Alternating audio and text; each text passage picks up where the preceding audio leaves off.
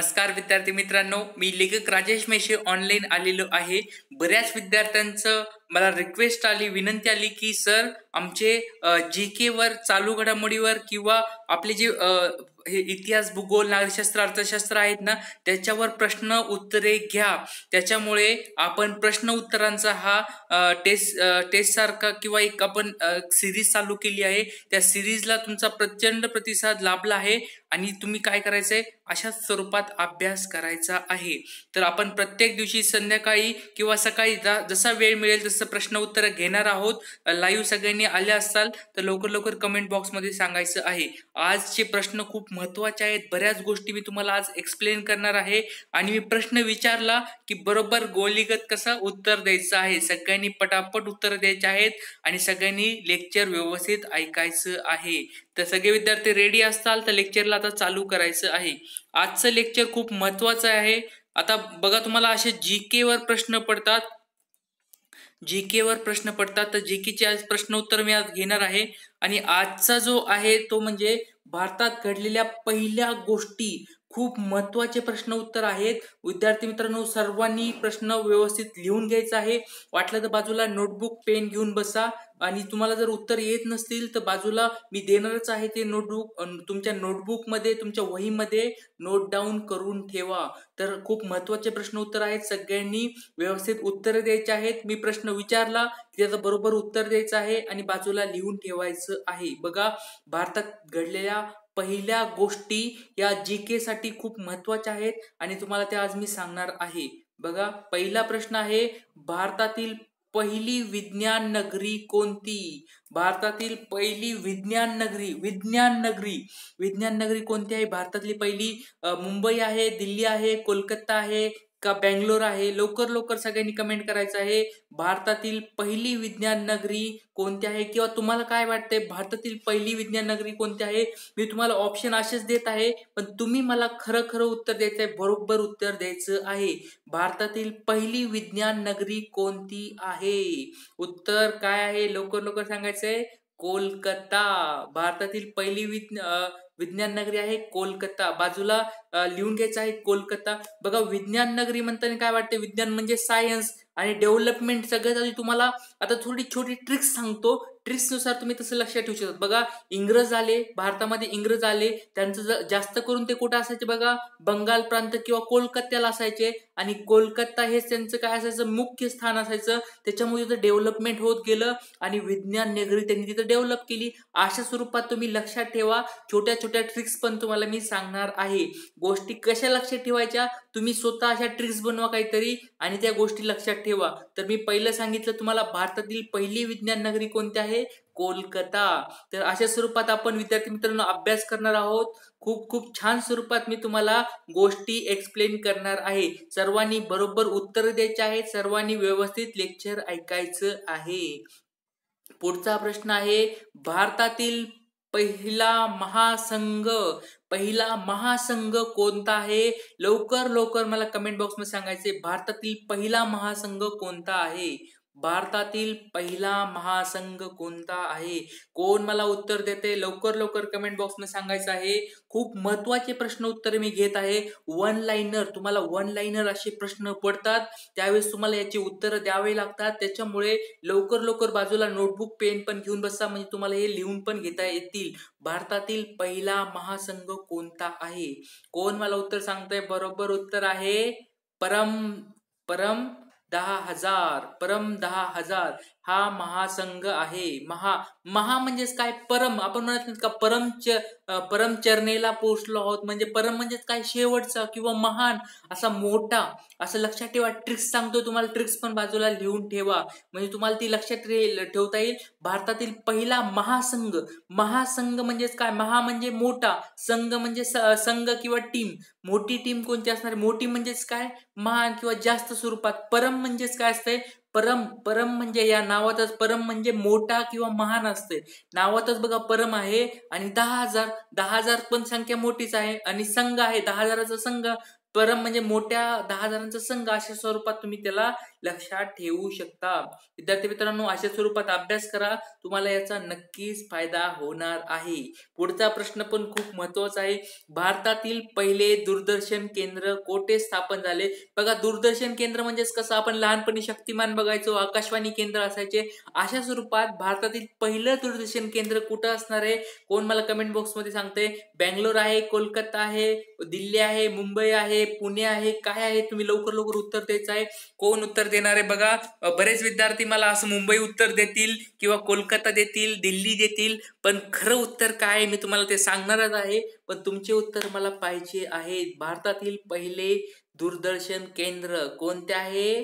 बरोबर उत्तर आहे म्हणजे नवी दिल्ली. विद्यार्थी मित्रांनो, नवी दिल्ली या ठिकाणी 1959 मध्ये हे भारतातील पहिले दूरदर्शन केंद्र स्थापन झालं होतं, निर्मिती झाली होती. आणि दिल्ली या ठिकाणी का, काही विद्यार्थ्यांना असं वाटलं असेल मुंबई या ठिकाणी आहे, पण मुंबई ठिकाणी नाही, तर ते नवी दिल्ली इथे पहिलं दूरदर्शन केंद्र स्थापन झालं होतं. कारण दिल्ली हे राजधानी, भारतातील राजधानी आहे, आणि राजधानी असल्यामुळे तिथून सर्वात सुरुवात राजधानीपासून झाली होती, असं तुम्ही लक्षात ठेवा. भारतातील पहिलं दूरदर्शन केंद्र हे नवी दिल्ली येथे होतं आणि 1959 या साली त्याची स्थापना झाली होती. हे पण तुम्ही तिथे बाजूला नोटबुक मध्ये लिहून ठेवा.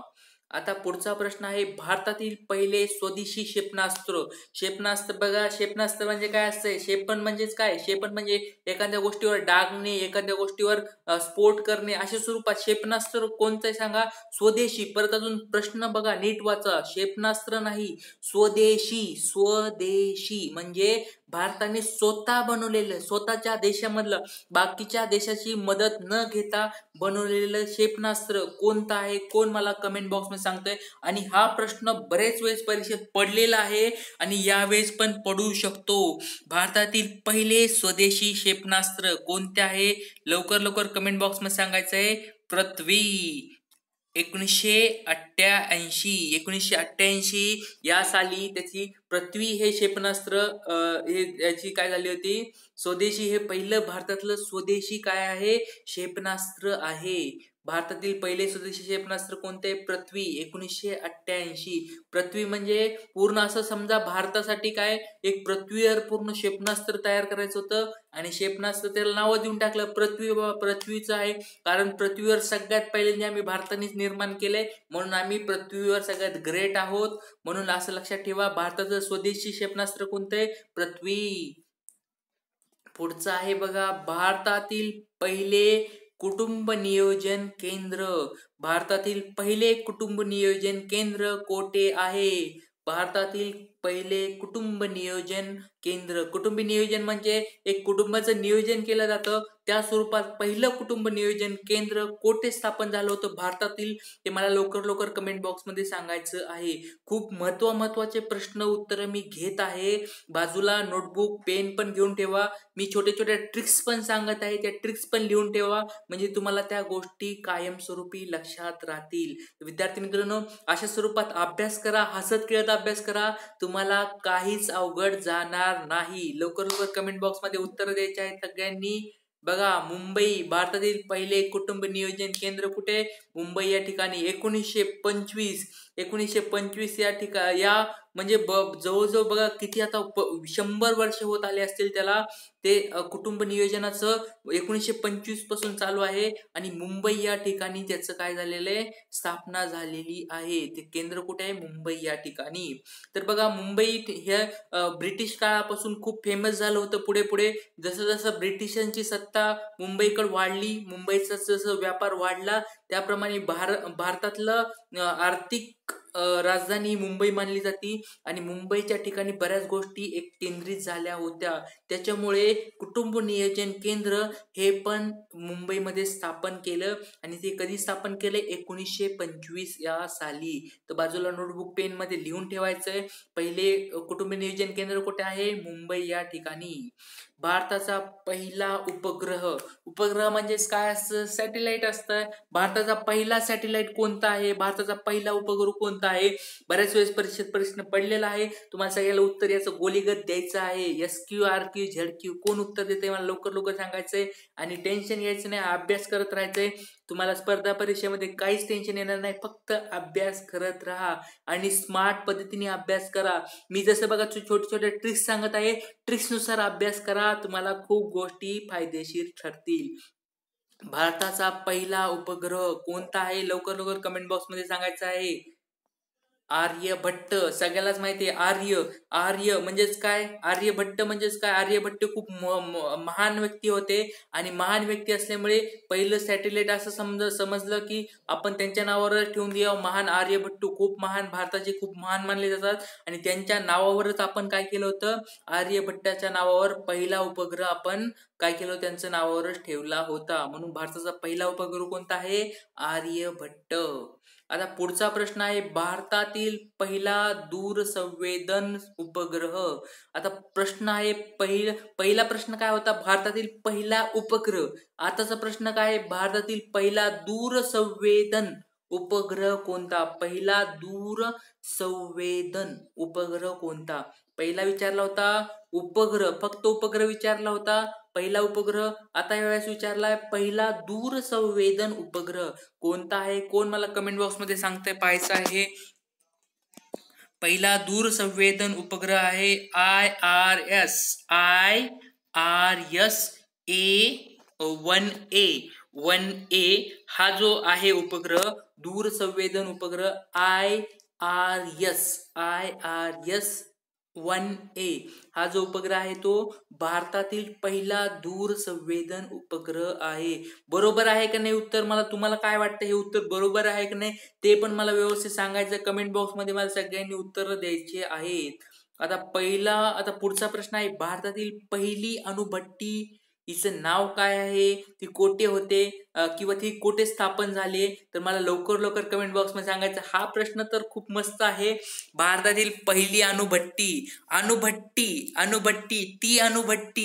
ती अणुभट्टी कोठे स्थापन झाली? अणुभट्टी कसं आहे? स्त्रीलिंगी नाव आहे. स्त्रीलिंगी नाव म्हणजेच कोण असणार आहे? आपण नाव कसं ठेवणार आहे तिचं? स्त्रीलिंगी सारखंच नाव ठेवणार आहे. मग पहिली अणुभट्टी कोणची असणार आहे? लवकर लवकर कमेंट बॉक्स मध्ये सांगायचं आहे.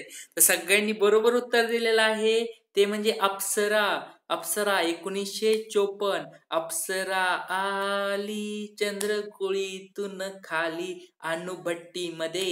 अणुभट्टीमध्ये काय झाली? अप्सरा आली होती. ती अप्सरा ती अप्सरा म्हणजे अप्सरा हे नाव होतं. पहिली अणुभट्टी कोणती आहे? अप्सरा. तर अशा स्वरूपात 1954 साली हिचं बाजूला ट्रिक्स पण लिहून ठेवा. मी बाजूला ट्रिक्स पण सांगत आहे छोट्या छोट्या. अप्सरा म्हणजे ती अप्सरा आली होती. अप्सरा म्हणजे इंद्रकुळीतून खाली आली होती. कुणासाठी? अणुभट्टी स्थापन करण्यासाठी. भारतातील पहिली अणुभट्टी कोणती आहे? अप्सरा. 1954 या साली. भारतातील पहिली जनगणना कधी झाली होती? कोण मला याचं उत्तर देणार आहे? भारतातील जनगणना बघा, आपली जी लोकसंख्या जर मोजण्यासाठी आपण काय करत असतो? जनगणना घेत असतो. प्रत्येक 10 वर्षांनी, किती वर्षांनी घेतात? लवकर लवकर कमेंट बॉक्स मध्ये सांगायचं आहे. 15 वर्षांनी होत असते, 20 वर्षांनी होत असते, 100 वर्षांनी होत असते, 10 वर्षांनी होत असते, 5 वर्षांनी होत असते. किती वर्षांनी भारताची जनगणना मोजली जाते? प्रत्येकी किती वर्षांनी जनगणना होत असते? लवकर लवकर कमेंट बॉक्स मध्ये सांगायचं आहे. त्याचबरोबर मला याचं उत्तर द्या, भारतातील पहिली जनगणना कधीपासून सुरुवात झाली होती? ती झाली होती 1872. भारतातील पहिली जनगणना ही 1872 म्हणजे इसवी सन 1872. आणि त्यावेळेस इंग्रज एक अधिकारी होता, त्या इंग्रजी अधिकाऱ्याने ही जनगणना काय केली होती? सुरुवात केली होती. त्या इंग्रज अधिकाऱ्याचं नाव मला कमेंट बॉक्स मध्ये सांगायचं आहे. कोण विद्यार्थी मला सांगणार आहे त्या भारतातील पहिल्या जनगणना सुरुवात करणाऱ्या इंग्रज अधिकाऱ्याचं नाव मला कोण सांगते? 1872 मध्ये बघा कोण गव्हर्नर होता? कोण होता सांगा लवकर लवकर कमेंट बॉक्स मध्ये सांगायचं आहे. कोण गव्हर्नर होता का काय व्हाईसरॉय होता? कोणी असेल तुम्हाला त्याचं मला उत्तर लवकर लवकर द्यायचं आहे. भारतातील पहिली जनगणना कोणी आणली होती? कोणी केली होती? इंग्रज अधिकाऱ्यांनी ती मला कमेंट बॉक्समध्ये सांगायचं आहे. भारतातील स्वदेशी निर्मिती पहिली आण्विक पाणबुडी. आता पाणबुडी विचारत आहे.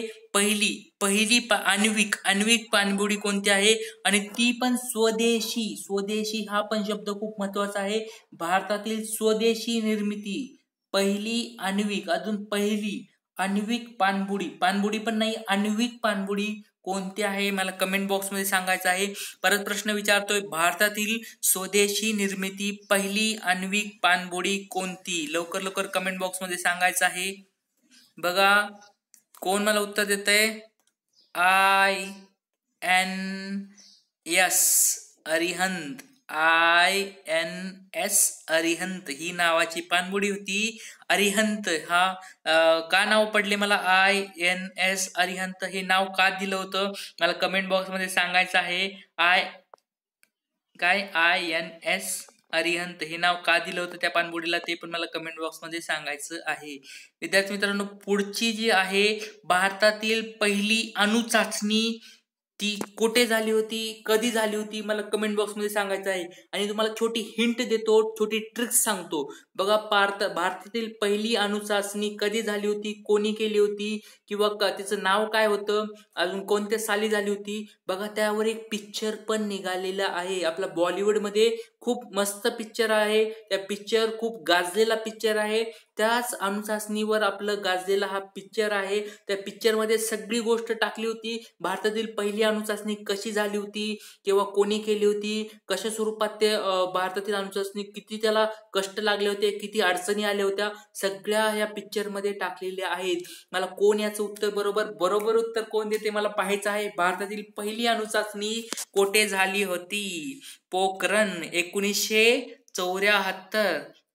1974 उत्तर बरोबर आहे का मला कमेंट बॉक्समध्ये ते पण सांगायचं आहे.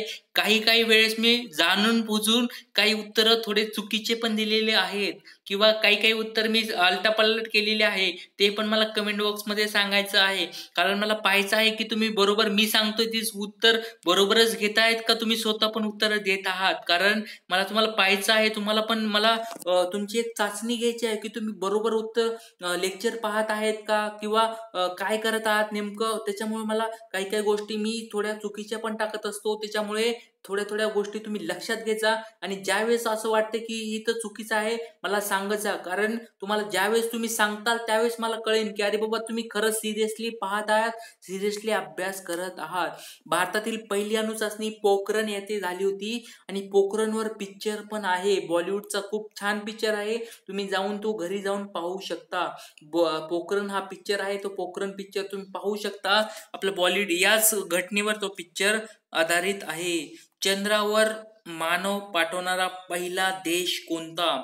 चंद्रावर मानव पाठवणारा पहिला देश कोणता?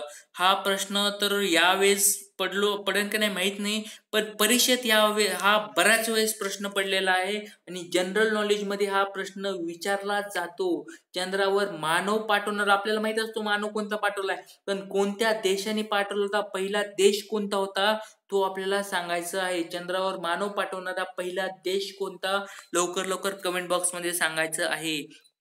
आणि चंद्रावर माणूस पाठवणारा पहिला देश कोणता असणार आहे? अमेरिकाच असणार आहे. अरे सगळ्यात जास्त कोण आहे जगामध्ये पुढे, टेक्नॉलॉजी वाईज पुढे कोण आहे? अमेरिकाच आहे. त्याच्यामुळे अमेरिकाच उत्तर आहे.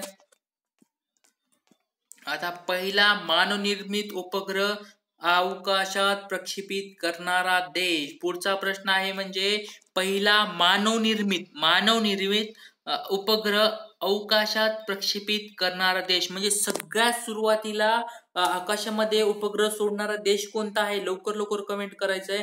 कारण उपग्रह म्हणजेच काय, दुसरे सॅटेलाइट असतात ते ऑलरेडी उपग्रह पृथ्वीच्या बाजूला फिरत असतात, ते असतात नैसर्गिक. पण मानवनिर्मित सुरुवातीला म्हणजे पहिल्यांदा सगळ्यात मानवनिर्मित कोणता असा देश होता त्यांनी हा उपग्रह सोडला होता, आणि तो म्हणजे पहिला मानवनिर्मित उपग्रह अवकाशात प्रक्षेपित करणारा देश आहे तो म्हणजे रशिया.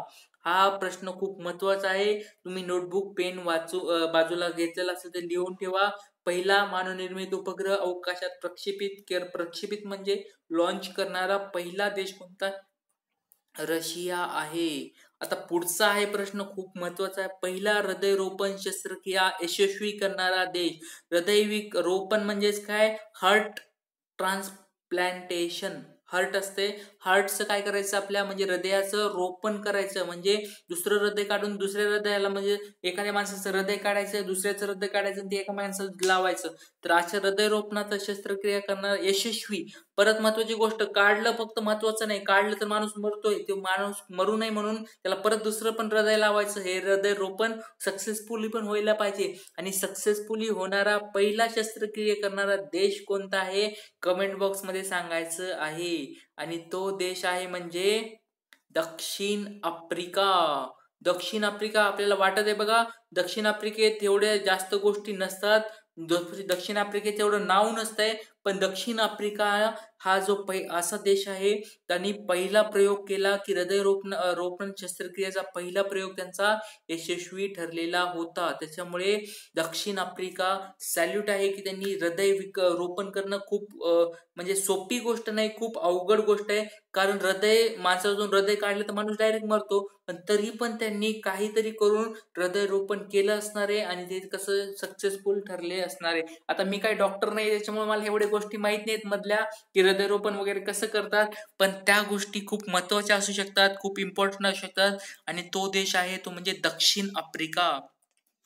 आता पुढचा प्रश्न आहे म्हणजे तो म्हणजे पहिली चेहरारोपण शस्त्रक्रिया करणारा देश. चेहरारोपण म्हणजेच काय, आपण म्हणतो ना फेस सर्जरी. आपण बघा फेस बदलतो आणि फेस बदलून काय करतो, नवीन फेस लावतो. त्याला सगळ्याला माहिती, मालिकेत पिक्चर मध्ये आपण बघत असतो की त्याला काय केलं, फेस बदलला. अशा स्वरूपात चेहरा रोपण करणारी शस्त्रक्रिया करणारा पहिला देश कोणता आहे, लवकर लवकर कमेंट बॉक्स मध्ये सांगायचं आहे. तो म्हणजे फ्रान्स. फ्रान्स हा देश आहे, त्यांनी काय पहिला असा देश आहे त्यांनी चेहरा रोपण करण्याचं. म्हणजे फ्रान्स बघा खूप फेमस आहे जगामध्ये, म्हणजे जास्त करून फ्रान्स फेमस आहे. काय म्हणते त्याला, पर्यटन क्षेत्र आहे फ्रान्स हे. तुम्ही जाऊन या, तिथे खूप मस्त आहे फ्रान्स. आणि फ्रान्स मध्ये काय आहे, चेहरा रोपण करण्याचं हे शस्त्रक्रिया करणारा हे पहिला देश आहे.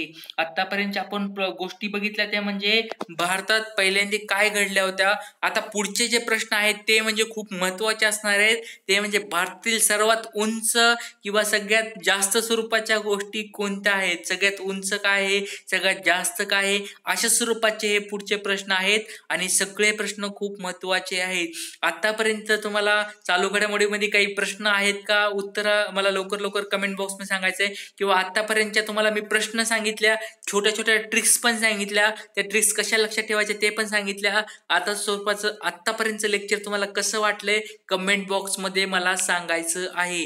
आता पुढच्या गोष्टी आहेत त्या म्हणजे भारतातील सर्वात उंच गोष्टी. बघा, सर्वात उंच वृक्ष कोणता आहे, लवकर लवकर कमेंट बॉक्स मध्ये सांगायचंय. भारतातील सर्वात उंच वृक्ष कोणता आहे, किंवा उंच वृक्ष, सगळ्यात उंच वृक्ष कोणता असतो सांगा मला, लवकर लवकर कमेंट बॉक्स मध्ये सांगायचंय. देवदार. देवदार हा वृक्ष सर्वात उंच वृक्ष असतो. कोणता, देवदार. आता नावातच बघा काय, देव आहे, देवाचं दार. आणि देवाचं दार बघा, तुम्हाला एक ट्रिक सांगतो, छोटी ट्रिक सांगतो. आता बघा, सर्वात उंच वृक्ष कसा लक्षात ठेवायचा, देवदार. देव म्हणजेच काय, आपले देव म्हणजे भगवान असतात, गॉड असतात. आणि त्यांचा दरवाजा किती मोठा असेल, त्यांचे तेच भगवानच किती मोठे असतात, त्यांचं दार पण किती मोठं बनवायला लागत असेल. आणि दार जर मोठं बनवायचं असेल, उंच बनवायचं असेल, तर सगळ्यात उंचच आपल्याला वनस्पती घ्यावं लागेल, उंच झाड घ्यावं लागेल. त्याच्यामुळे सगळ्याचे उंच झाड होतं ना, त्याला नाव देऊन टाकलं देवदार झाड आहे. कारण देवाचे दार बनवण्यासाठी या झाडाचा उपयोग केला जातो. विद्यार्थी मित्रांनो, हसत खेळत अभ्यास करा. या ट्रिक्स मी तुम्हाला फक्त याच्यासाठी सांगतोय, ते लक्षात कसे ठेवायचे. आपल्याला उंच वृक्ष लक्षात ठेवायचा होता, देवदार. देवदार म्हणजे देवाचं दार बनवण्यासाठी वृक्ष लागतो आणि उंच वृक्ष लागतो. त्याच्यामुळे सर्वात उंच वृक्ष कोणता असणार आहे, देवाचं दार म्हणजे देवदार. सर्वात उंच टावर. सर्वात उंच टावर म्हणजेच काय, टावर सगळ्यात उंच मोठं टावर कोणतं असणार आहे, स्तंभ सगळ्यात उंच स्तंभ कोणता असणार आहे, मला कोण सांगते सगळ्यात अगोदर, सर्वात उंच टावर. भारतातील सांगायचंय, पूर्ण जगातलं नाही सांगायचंय, भारतातील सर्वात उंच टावर कोणतं आहे.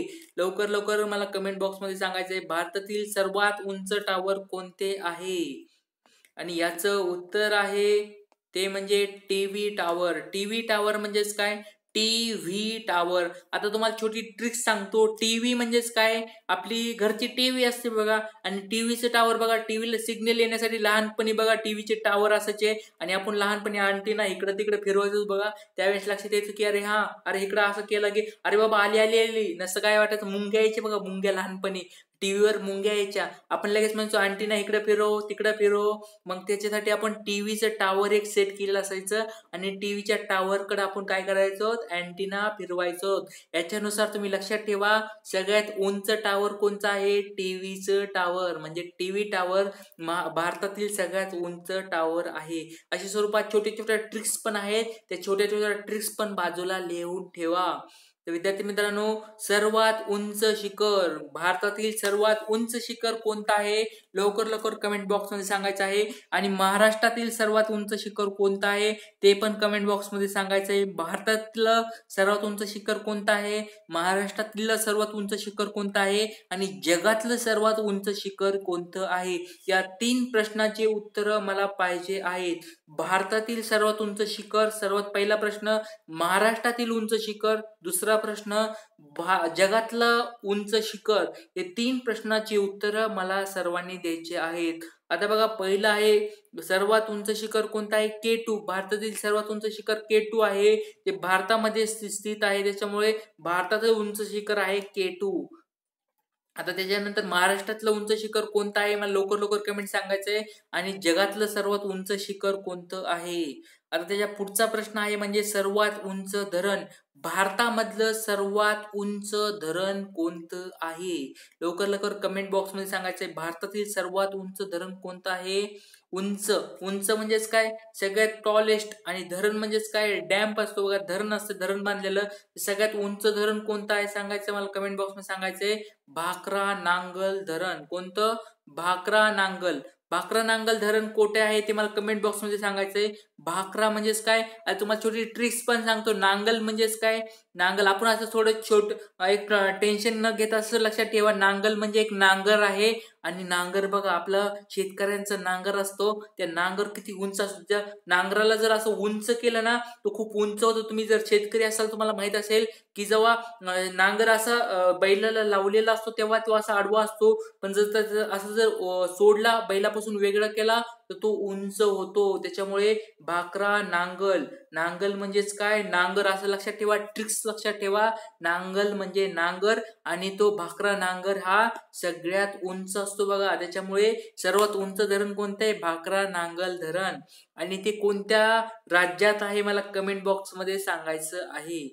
सर्वात उंच द्वीपग्रह, सर्वात उंच दीपग्रह, सॉरी द्वीप नाही, दीपग्रह कोणता आहे, सर्वात उंच दीप म्हणजेच काय, लाईट. गृह म्हणजे हाऊस, लाईट हाऊस. सर्वात उंच दीपग्रह कुठं आहे भारतामधलं, मला कमेंट बॉक्स मध्ये सांगायचं आहे. किंवा लाईट हाऊस सोडून द्या, दीपग्रह कोणता आहे लवकर लवकर सांगायचंय. सर्वात उंच दीपग्रह कोठे आहे, भारतातील सगळ्यात उंच दीपगृह कुठं आहे लवकर सांगायचंय.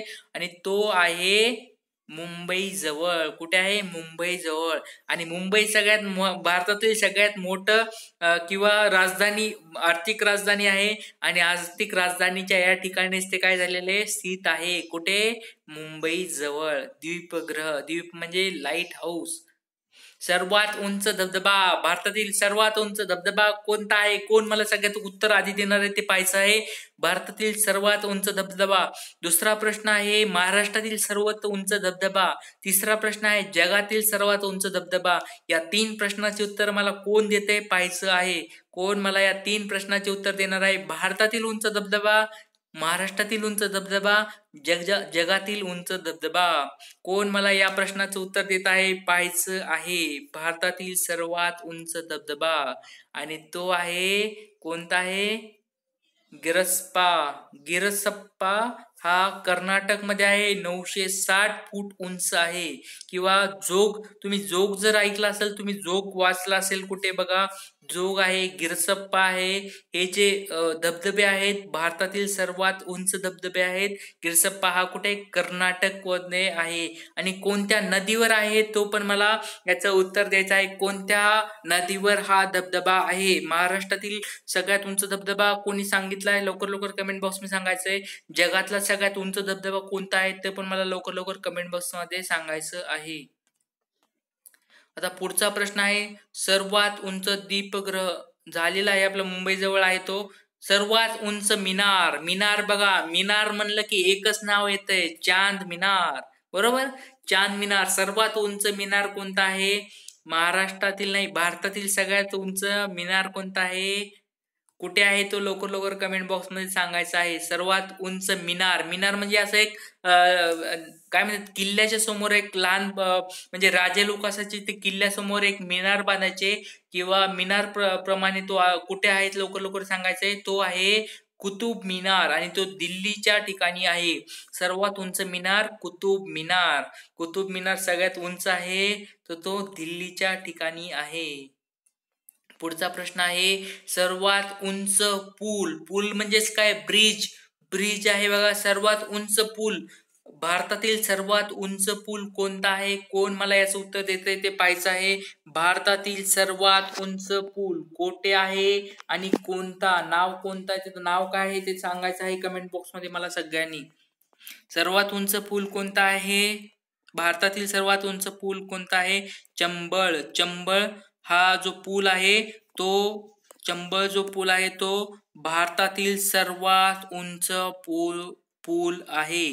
चंबळ. चंबळ घाटी. चंबळ घाटी सगळ्यालाच माहित असेल आणि चंबळ या ठिकाणी सर्वात उंच पूल आहे.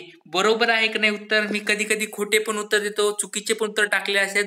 मला जाणून बुजून बघायचं असते की तुम्ही खरंच याची उत्तर बरोबर देत आहात का नाही. त्याच्यामुळे मला याची उत्तर बरोबर सगळ्यांनी सांगायचे आहेत.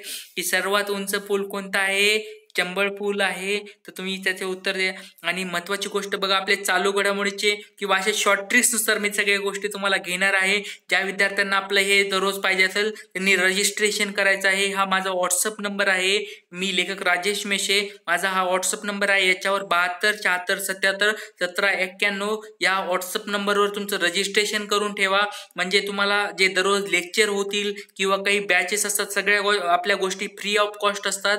सगळ्या फ्री ऑफ कॉस्ट तुम्हाला बॅचेस करायचे असतील तर मला या मोबाईल नंबरवर व्हॉट्सअप करा आणि त्याचा तुमचा नाव आणि नंबर, नाव आणि जिल्हा पाठवा. म्हणजे तुमचं मी काय करतो, रजिस्ट्रेशन करून घेतो. तर सगळ्या गोष्टी तुम्हाला फ्री ऑफ कॉस्ट मध्ये असतील, टेन्शन घेऊ नका. आणि सगळ्यात महत्वाची गोष्ट म्हणजे तुम्हाला एक गोष्ट सांगायची, म्हणजे आपले हे जे शॉर्ट ट्रिक्सचे पुस्तक आहेत ते बाजारात सर्व बुक सेंटरवर उपलब्ध आहेत. शॉर्ट ट्रिक्सचे पुस्तकं एकदा ज्या विद्यार्थ्यांनी आणखी पण आपले शॉर्ट ट्रिक्सचे पुस्तकं वाचलेली नसतील, घेतली नसतील, सर्वांनी आपले शॉर्ट ट्रिक्सचे पुस्तकं घ्यायचे आहेत, वाचायचे आहेत. आणि त्याचबरोबर तुमच्या मित्रांना पण आपले शॉर्ट ट्रिक्सचे पुस्तकं सांगायचे आहेत. भारत जगाचा शॉर्ट ट्रिक्सचं पुस्तक आहे, इतिहासाचं शॉर्ट ट्रिक्सचं पुस्तक आहे, हे शॉर्टकट मराठी व्याकरण आहे आणि हे महाराष्ट्राचा भूगोल हे शॉर्ट ट्रिक्सचं पुस्तक आहे.